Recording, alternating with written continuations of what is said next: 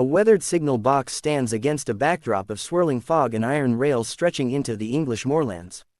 On a windswept moor in the United Kingdom, the railway cutting lay shrouded in mist, its iron tracks stretched like dark ribbons disappearing into the grey horizon.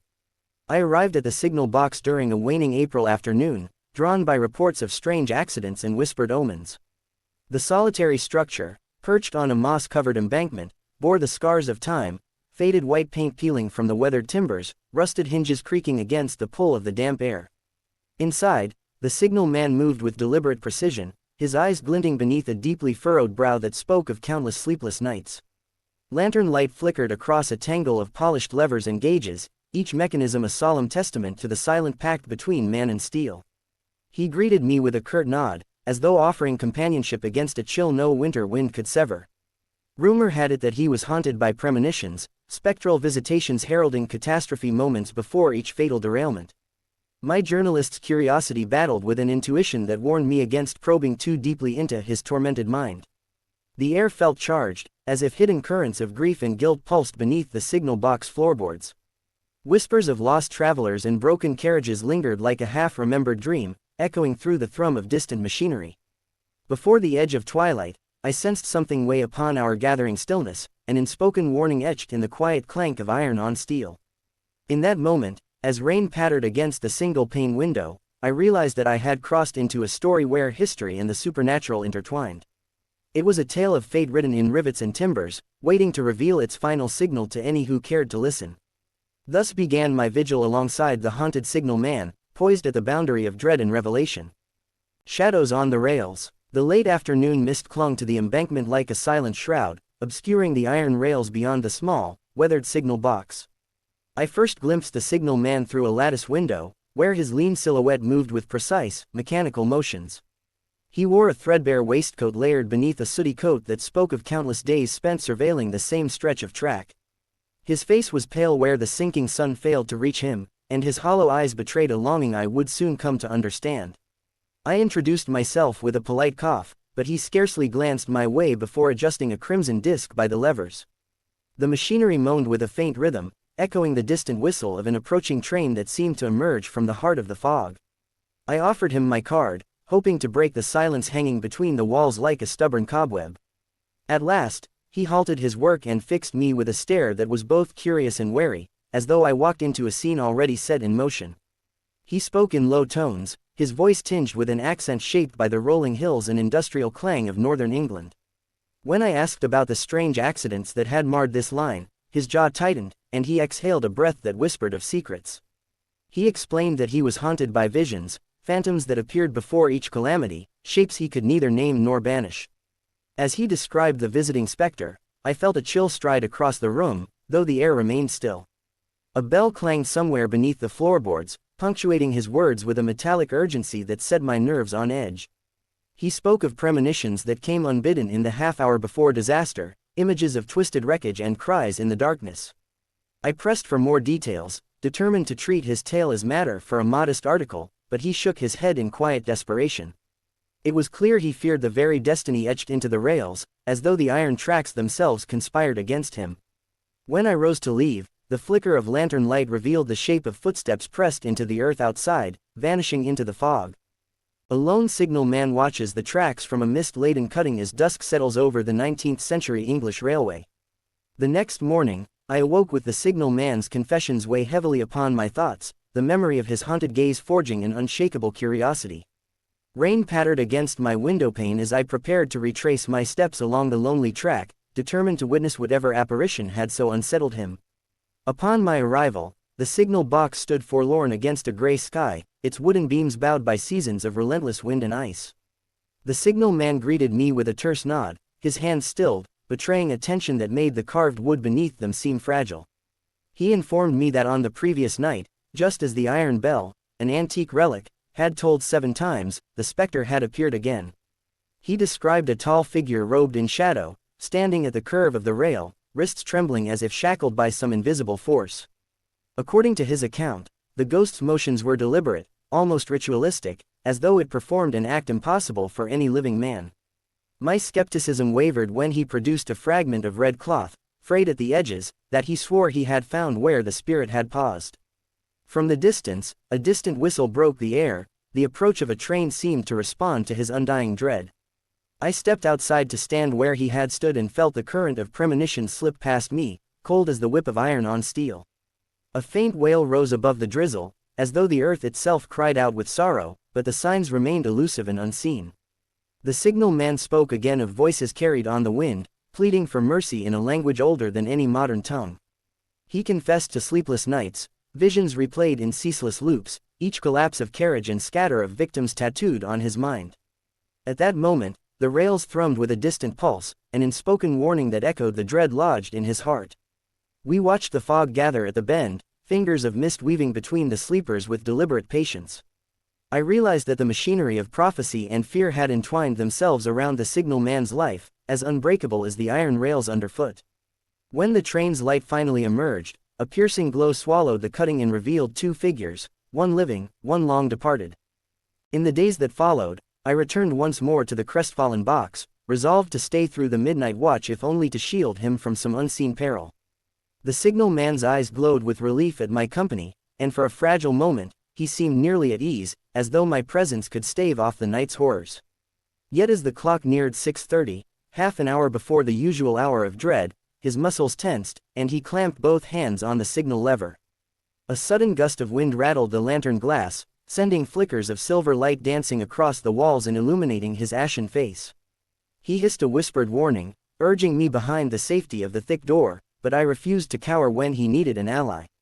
A distant clamoring rose from the rails below, not the normal thunder of an approaching train but a low, lurching cry that crawled through the stones. In that moment, time dilated, the signals hung motionless, and the world held its breath, as if proper motion depended on some unseen latch clicking into place.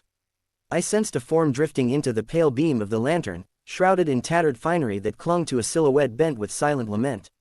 The signalman's eyes locked onto the shape, and I saw a crack of recognition, followed by an anguish that fractured his voice in half.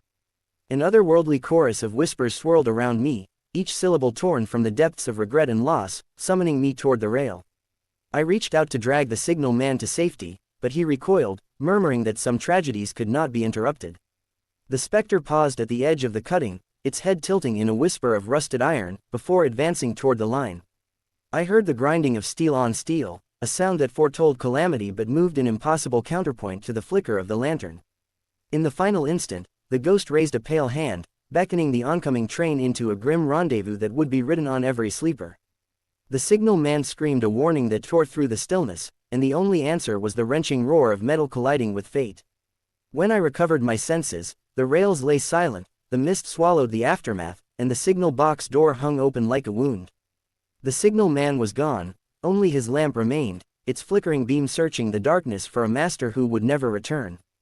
Echoes of past tragedies. My curiosity propelled me beyond the signal box into the heart of shadowed woods that bordered the iron tracks, seeking whispers of the unnamed tragedies the signalman described. I stumbled upon an old book sheltered beneath a stone ledge, its leather cover scored by weather and time, filled with faded notations about fatal collisions. Page by page, I traced the accounts of lost travelers and the mournful aftermath that lingered like a stain upon the countryside. Each entry referenced the same obsidian marking, two crossed lanterns carved into the margin whenever the signalman's specter had been sighted. Local villagers spoke of how the box stood as a sentinel over grief, where families awaited news or forewarned of sorrow yet to come. An elderly stationmaster recounted the day a locomotive careened around the bend, its whistle a ragged cry that announced the end of two lives. He recalled how, moments before the crash, the signalman had paused to whisper under his breath and shudder as though the earth itself had spoken. On a solitary bench beneath a gnarled oak, I found a fragment of the station's last telegram, its ink smudged by tears and rain. It bore a single line: "Prepare for impact, no survivors," an eerie echo of the signalman's own warnings uttered in the hours that followed. The chilling symmetry between fact and apparition unsettled me, binding me more tightly to the enigma at hand. I realized that the past had not relinquished its hold on this track, it lingered, spectral and relentless, woven into the rail's steel sinews. As dusk fell, I closed the battered tome and sensed the corridors of time converge upon me, footsteps approaching from the rail. Returning to the signal box, I carried the weight of these revelations like stones in my coat pockets, each memory a promise of dread. I arrived to find the lantern's glow flickering, its flame dancing with unseen breath that seemed to whisper names beyond human reach. The signalman met me at the threshold, his face drawn tight as cords, and motioned me to follow him inside. In that confined space, the air hung heavy with anticipation, as though history itself was poised to unveil its final act.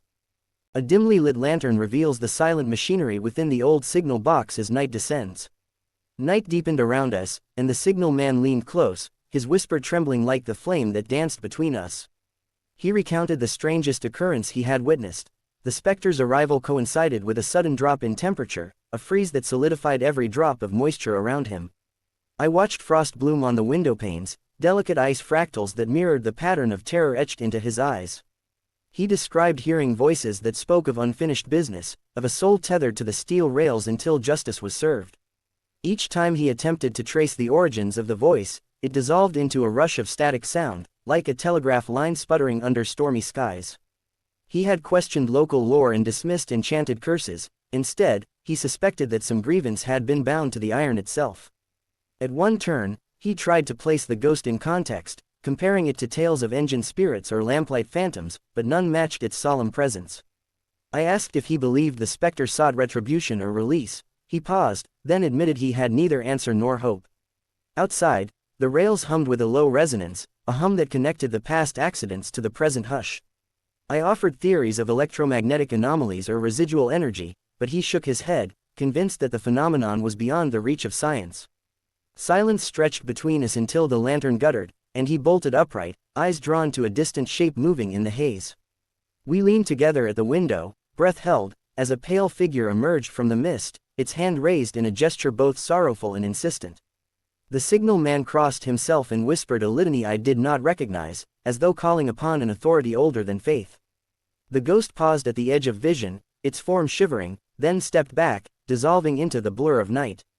No sound followed, yet the quiet felt heavier, as if the air itself mourned the weight of unspoken farewells. The signalman clasped my hand, his grip seeking proof that I was flesh and blood, not another herald of doom. I departed before dawn, clutching the worn book and the memory of its frost-bound pages, aware that the line between life and death had grown thinner still. With each visit to the old cutting, my notes swelled, but my confidence waned, for facts alone could not settle the unrest that clung to every rail. I consulted engineers and clergy in nearby towns, only to find either dismissive skepticism or anxious superstition in response to my report.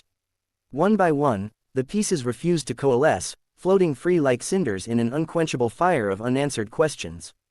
Still, I could not resist returning when the signalman summoned me with a letter written in trembling script. In the candlelit gloom of the signal box, he confessed that the specter had begun to appear at intervals outside the traditional hour of dread. He spoke of dreams so vivid that day and night blurred, and he no longer knew which moments were visions and which were memory. During our last vigil, he claimed the ghost had handed him a gloved hand, as if seeking aid in traversing the void. He recounted how he had almost touched the phantom's cold fingers, but recoiled as though tasting ash on his skin. I felt a prickle of nausea, the boundary between the living world and the otherworldly fraying beneath my feet.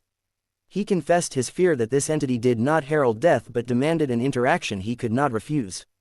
A distant train whistle sounded, mournful and drawn out, each note a reminder that fate marched onward like an iron locomotive. The lantern interior rattled against its glass, and he lifted it high, revealing wide eyes that searched the murky cut. A shape appeared there, ancient, regal, its face veiled in sorrow, and the air shifted like a breath held too long. The signalman raised a trembling hand toward the phantom, and I rushed to restrain him, fearing a final collapse of mind.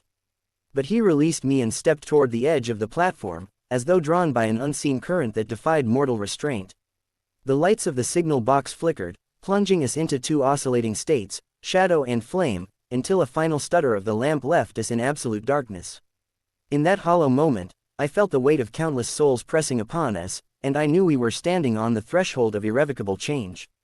The final apparition, on what felt like the last night of my involvement, I returned under a slate sky that threatened thunder but offered only a hollow stillness. The signalman greeted me with a tremor in his hand, the lantern's heat now confronting a cold that seeped through his very bones. He placed a small piece of chalk onto the ledge, a crude mark indicating the exact moment of the specter's arrival, as though mapping an inescapable script. We sat side by side, wheels of steel turning softly below us, our breaths forming twin clouds that mingled in the gloom. I watched him don his damp coat, prepared to stand vigil until dawn, determined to witness whatever fate he expected. A distant dog barked twice, and the hollow echo bounced between the rails like a footstep from another time. He forced a smile that did not quite reach his eyes and offered me a sip of lukewarm tea to seal our fragile alliance. We spoke little after that, each of us attuned to the quiet breaths of the world, waiting for a summons that would not be denied. The clock on the railpost struck, or so it seemed, though no chime echoed through the night, and the lantern's flame danced in response. In the space between beats, I felt a shift in the air, as if unseen hands rearranged the atoms around us. He reached for the signal lever, and I followed his gaze to the curvature of track that vanished into shadow. He whispered the words that had become his mantra: "Time reveals all, even those who refuse to leave." A hush fell, every metal joint in the machinery held in tension, awaiting the first note of an oncoming dirge. I braced myself against the woodwork, my knuckles white, as though anchoring reality to his presence. The ghost did not arrive quietly. It burst into view in a spray of phosphorescent mist, like a reversed locomotive charging backward through time. Its form shuddered, eyes aflame with a sorrow so profound that I felt tears untether themselves in my own chest. A spectral signal man stands at the edge of the cutting, gesturing toward an oncoming night train in ghostly precision. The specter halted on the rail, its silhouette stark against the lantern's glow, and time folded in upon itself. I realized too late that the shape was wearing the uniform of a signalman, identical to my companion's own attire. It raised a finger pointed toward the dark tunnel ahead, where iron walls formed a womb of impending doom. The signalman bowed his head, his voice crackling as he exclaimed, "It cannot end this way, but it will." At that moment, a distant gleam emerged from the tunnel's mouth, the headlight of a midnight express forging a path through shadow. The rails trembled under the weight of momentum, and the whistle rose in a mournful wail, every note a fracture in the night. I leapt forward, desperate to pull the signalman free, but his hand flew to his chest, fingers pressing against a tremor he could not still. He whispered, "We are parts of the same mechanism," and I understood, too late, that he was bound to the tracks by fate alone. The express roared nearer, a beast of steel and steam, indifferent to mercy or escape. In the brief seconds before impact, the ghost and the signal man faced one another, a silent acknowledgement passing between living and dead. The lantern exploded into darkness as the train's headlight flashed white, erasing every detail in a blinding instant. I heard a wrenching crash and the scream of splintered wood, followed by an unnatural silence that roared louder than any whistle. When my vision cleared, the rails lay twisted, the night consumed by a heavy, monolithic stillness. The signal box had vanished, leaving behind only shards of iron and a solitary lantern flickering on the ballast. I stumbled forward, heart pounding, and cradled the broken lantern, its light guttering but refusing to fade. I sensed, beneath the wreckage, the echo of two souls untethered, one set free and the other claimed by the iron bowels of the earth. Dawn crept slowly, painting the sky with bruised colors, and I realized that some stories cannot be rewritten, only borne witness. In the days that followed, the railway reopened, the timetables rearranged, and life resumed its measured cadence over the steel lines. Passengers traveled through the cutting unaware of the silence that now draped it, a quiet born from unresolved echoes. I returned with a team of engineers and officers, but they found no trace of the signal man or his box, only twisted rails that refused to yield their secrets. The lantern, cracked and battered, rested in my pocket, its flame still flickering when cradled against my chest. I tried to write down what I had witnessed, but words failed to capture the enormity of that final convergence. Some nights, when the wind carries a faint whistle and the world falls quiet, I swear I hear a distant call, part warning, part farewell. Scholars have dismissed my account as fanciful, citing the unreliability of memory and the allure of ghostly sensationalism. Yet I know what I saw, a signal man and his spectral double locked in a dance beyond mortal measure. The rails hold their secret still, and the lantern guards its ember like a heartbeat in the darkness. And when I imagine the curve of that line, I feel the pull of rail and fate, urging me to listen. The signal man's legacy hums beneath each train's tireless march, a whisper of warning that no traveler can ignore. For as long as iron rails confine our journeys, there will always be a moment when the past rises to greet the living. And I will remember him, silent sentinel of the cutting, until my own spirit joins the echo. In the quiet aftermath of that fateful night, an uncanny stillness settled over the cutting, as though the rails themselves held their breath. The iron tracks, forever bent and scarred, stand as mute witnesses to a convergence that defied the laws of the living world. I guard the battered lantern that once flickered in the signalman's trembling hands, its ember a stubborn heartbeat against the encroaching dark. My journal, filled with shaky entries and fevered sketches, bears testament to visions that elude rational understanding yet insist on belief. Though many deride such tales as phantoms of a troubled mind, I know that some warnings are etched deep into steel and memory alike. The signalman's ghost, poised forever at that haunted bend, embodies a warning that transcends time, a sentinel without rest. Every midnight whistle that echoes across the moor carries his silent plea, urging travelers to heed the hour that cannot be rewritten. I often remember his solemn silhouette and the lantern's wavering glow, both beacons in the consuming mist. The story of the signalman is not one of vengeance but of guardianship, an ethereal watchman at the threshold of mortal peril. As long as iron rails stretch toward the horizon, there will be those who stand vigil at the edge of shadow. This is the signal we cannot ignore. Life and death share a common track, bound together by fate's unyielding grip.